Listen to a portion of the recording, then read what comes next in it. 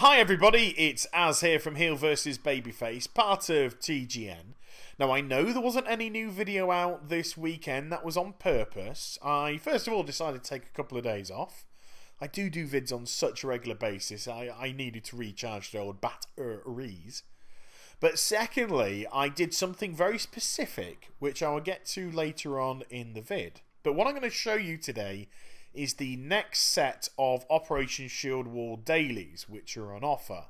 Now, if you saw my video, my last video, you would have seen that Blizzard have decided in their infinite wisdom to heavily nerf the amount of rep that you get per quest. Instead of now getting 250 basic rep for each quest completed, it's been significantly nerfed down to 150. That's over 30% decrease. Terrible. So it's gonna get into that sort of Klaxy / Golden Lotus / Shadow Panny grind which we've got on the servers at the moment. And this has led me to the decision I made to take the weekend off to do something which I'll get to later on, which I still won't discuss yet. So I've been given 5 quests to do. There are 2 kill quests, 2 collect quests, and a saboteur quest. The saboteur quest is to destroy 3 fuel tanks scattered around the place. That was the first one. The next one's slightly further to the west, and then the final one is the furthest to the west, and it's just right by Domination Point. The 2 kill quests are I have to go around killing 10 members of the cartel that are scattered around the oil field, and also destroy a goblin supervisor who's riding around on a harvester that chops down trees. The 2 collect quests are going around destroying the basic harvesters and trying to get scrap metal off them. Yes, it's an RNG quest. I need 6 pieces of scrap metal. It feels like it takes me about 15 kills to get them. So if somebody would be kind enough to count the number of harvesters that I do kill to get my 6 pieces, that would be very interesting indeed. And I also realise a little later on I should be using that device by the scrap metal to remove the eliteness from these harvesters that make them a lot easier to kill. But hard to kill, easy to kill, it's completely irrelevant. It's all about RNG drops, which, ugh, please. And then finally, the last collect quest is to go around picking up dog tags from dead Alliance soldiers in the area.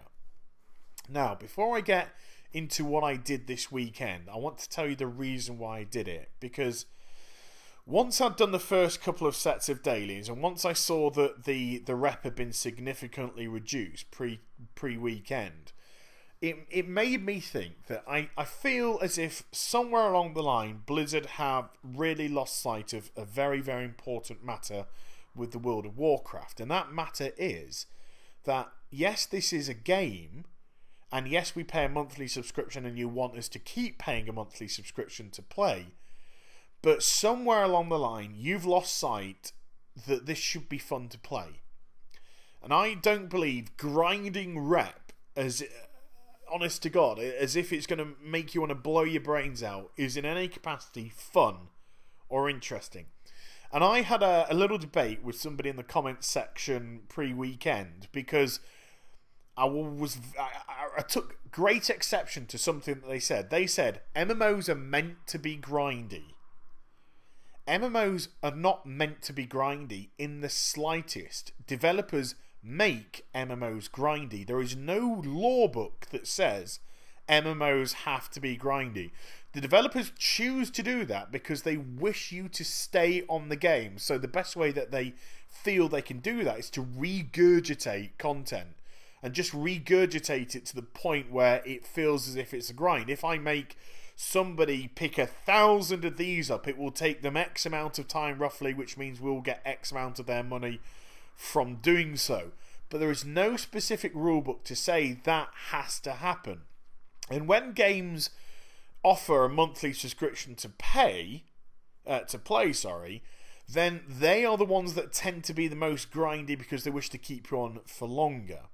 So what did I do this weekend? Well, I decided to reinstall all my free-to-play MMOs. And the reason why I've done the free-to-play MMOs as opposed to the pay-to-play MMOs, because I also have like Rift and such, was because I wanted to get a vibe of if I just pay for the game but don't have to pay for a monthly subscription and I'm not forced to use their, online stores to progress my character, how does that make me feel as a player? So I reinstalled DC Universe Online, I reinstalled Star Wars The Old Republic, and also Guild Wars 2. Now, first up, I played Guild Wars 2, and the first thing I noticed about it, regardless of anything to do with the questing, etc., was because it's free to play, the pressure on getting to the top level instantly vanished. That's something which Blizz kind of forced you to do. Remember, we only have to go up 5 levels in the last few expansions. In actual fact, why? There's no genuine reason. It just feels as if Blizzard are trying to waste, another week or so of our time to get to the max level before we start to do the end game content. If they took proper value in leveling, then we'd be going up a lot more than 5 levels per expansion. And then when I went to DCU Online, I suddenly realised the joy of being able to fully customise your character, which has been fully taken away from us now. We're just gifted our spells, gifted our abilities, and we just seem to have no control on how we customise, bar every 15 levels. And then when I went to Star Wars, I realised how fun it can be when your character is truly and properly engaged.